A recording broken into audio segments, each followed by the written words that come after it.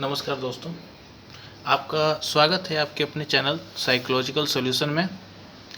जैसा कि हम चर्चा कर रहे थे स्ट्रेस के बारे में यानी तनाव के बारे में, जिसमें भी पीछे हम लोग काफ़ी चर्चा कर चुके हैं। इसके बाद हम लोग देख रहे थे कि स्ट्रेस की वजह से हमें क्या क्या रिएक्शन उठाना पड़ता है, क्या क्या रिएक्शन उसका होता है, उसके बारे में हम लोग चर्चा कर रहे थे।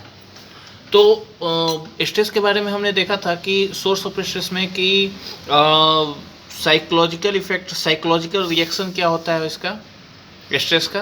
मतलब जब व्यक्ति तनाव में होता है तो रिएक्ट यानी प्रतिक्रिया जो है वो साइकोलॉजिकल तरीके से कैसे देता है, वो सब हमने देखा था। जिसमें कि कॉग्निटिव इफेक्ट यानी संज्ञानात्मक प्रभाव देखा था। इसके बाद संवेगात्मक यानी इमोशनल इफेक्ट, उसका इमोशंस कैसे होता है।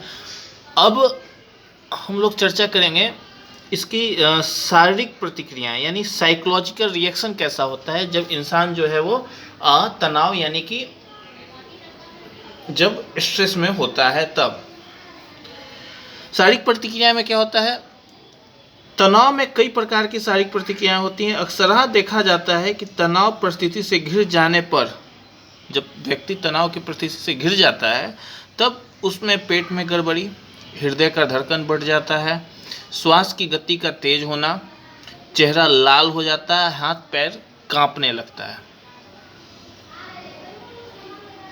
मतलब क्या होता है कि जब इंसान स्ट्रेस में यानी तनाव में होता है ना, तो उसका हार्ट बीट बढ़ जाएगा, उसका जो है हृदय का धड़कन बढ़ जाता है, श्वास बहुत तेजी से लेने लगेगा।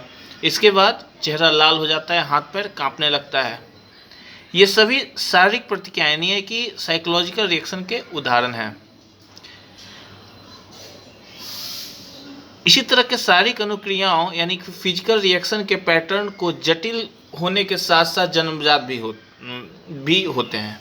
ये जो है जटिल होने का मतलब कि स्ट्रेस से जो है वो जन्मजात भी हो सकता है। मतलब जन्मजात से मतलब है कि ये जो है जब हार्ट का प्रॉब्लम होता है या जो भी चीज़ प्रॉब्लम होता है तो ये हम लोग देखते हैं ना प्रतिक्रियाओं में, जैसे हाथ पैर का अपना बीपी का, तो ये हम लोग अक्सर देखते हैं। डॉक्टर भी कहते हैं कि ये कहीं पहले मैंने बेटे को जो है अनुवांशिकता के आधार पे यानी कि माँ बाप के द्वारा तो आपको नहीं मिला, यह हार्ट का प्रॉब्लम था, तो देखा जाता है कि माँ के पक्ष मतलब माँ के ख़ानदान से या पिता के ख़ानदान से ये किसी को बीमारी थी कि या फिर नई बीमारी जटिल हुई है, तो इस पे भी हम लोग ध्यान देते हैं। ये सभी शारीरिक प्रतिक्रियाएं के उदाहरण हैं। इस तरह के शारीरिक अनुक्रियाओं के पैटर्न को जटिल के साथ जन्मजात भी होते हैं। इसे कैनन ने वीडो या भागो अनुक्रिया कहा है। मतलब इसमें क्या क्या है, कैनन एक मनोवैज्ञानिक थे 1920 ईस्वी में। इन्होंने कहा इसको भीड़ो या भागो। जब स्ट्रेस में इंसान होता है ना, तो या तो वो किसी चीज़ से भिड़ जाएगा या तो भागने का प्रयास करता है।